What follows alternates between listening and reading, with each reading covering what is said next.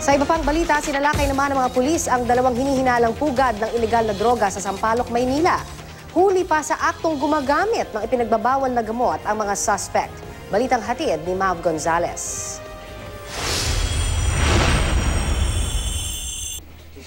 Arestado ang 15 tao sa dalawang drug den sa Sampaloc, Maynila kaninang alas 4 ng madaling araw. Ayon sa Regional Anti-Illegal Drugs Special Operation Task Group ng NCRPO, talamak na raw ang bentahan ng iligal na droga sa Las Vegas Street, M. de la Fuente, Sampaloc, Manila.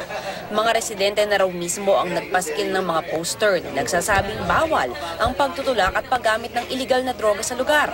Dahil dito, nagsagawa ng buy-bust operation ang pulisya kahapon.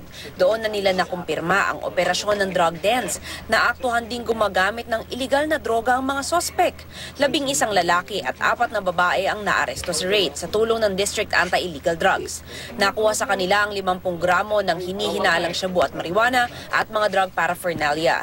Mahigit 200,000 piso raw ang street value nito. Pero kahit nahuli na, itinanggi pa rin ng ilang sospek na sangkot sila sa iligal na droga. Ang iba naman, gumagamit daw pero hindi nagbebenta. Itulog lang po ako doon eh. Nag-areda po, tulog po.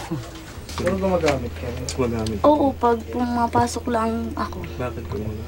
Kasi pangpalakas ng loob at saka hindi ako mahihiya. Dahil?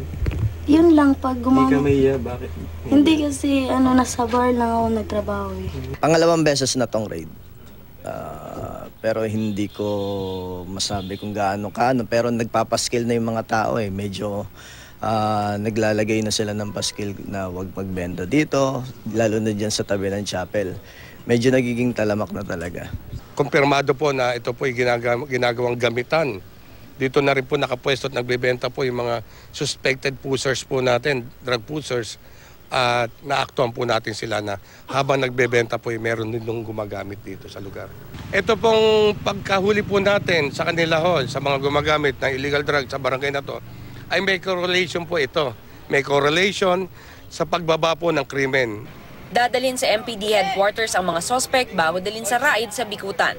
Patong-patong na reklamo ang haharapin nila, kabilang ang illegal drug sale, possession of illegal drugs, use of illegal drugs at maintenance of drug den. Mav Gonzalez, GMA News.